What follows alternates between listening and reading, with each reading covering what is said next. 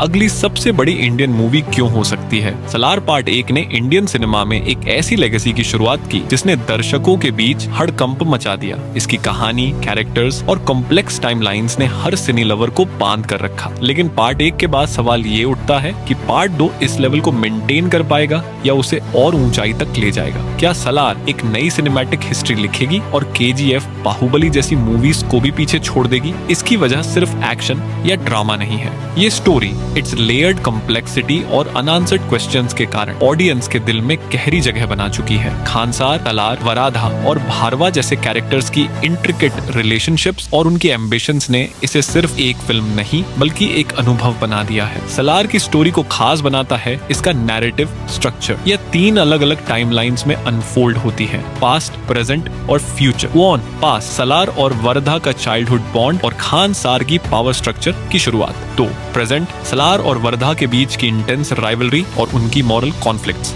3, future, Khansaar की गद्दी का ultimate fate. क्या ये एम्पायर बचेगा या पूरी तरह खत्म हो जाएगा? इन टाइमलाइंस की कॉम्प्लेक्सिटी ने इस स्टोरी को इतना एंगेजिंग बना दिया है कि हर सवाल का जवाब पाने के लिए ऑडियंस ईगरली पार्ट 2 का इंतजार कर रही है। खानसार सिर्फ एक जगह नहीं बल्कि एक ऐसी एम्पायर है जो पावर और बेट्रियल का सिंबल है। ये इलीगल एक्टिविटीज और डार्क पॉलिटिक्स का सेंटर है। इसकी सबसे बड़ी पहचान इसकी गद्दी है, एक ऐसी सीट जिसके लिए हर कोई लड़ रहा है। वरधा, खानसार का वर्तमान राजा जो खुद को सबसे पावरफुल समझता है। सलार, प्रभास, एक ऐसा वॉरियर जो न सिर्फ वराधा को चुनौती दे रहा है बल्कि खानसार के पूरे सिस्टम को क्वेश्चन कर रहा है। भारवा, सौरंगा कबीले का लीडर जो खानसार की गद्दी को डिस्ट्रॉय करना चाहता है। रुद्रा और पंडित, वराधा के एलाइज लेकिन उनके भी अपने मोटिव्स हैं। खानसार की गद्दी का यह स्ट्रगल न केवल एक्शन सीन्स को डिफाइन करेगा बल्कि कैरेक्टर्स के मॉरल कॉन्फ्लिक्ट्स एंड बिट्रेयल्स को भी सामने लाएगा। सलार और वराधा का रिलेशनशिप स्टोरी का सबसे बड़ा पजल है। पास्ट में दोनों के बीच स्ट्रॉन्ग फ्रेंडशिप थी लेकिन प्रेजेंट में वे एक दूसरे के कट्टर दुश्मन हैं। सवाल ये है कि उनके बीच ऐसा क्या हुआ जिसने उनकी दोस्ती को दुश्मनी में बदल दिया। वराधा हमेशा अपने छोटे भाई के लिए प्रोटेक्टिव था लेकिन स्टोरी में यह रिवील होता है कि उसका भाई अब कहीं नहीं है। क्या वराधा के भाई की मौत के पीछे सलार का हाथ है? क्या यही उनकी रिवॉल्वरी की वजह है? सलार का खानसार से कनेक्शन बहुत गहरा है। पार्ट 1 ने रिवील किया कि खानसार की सील,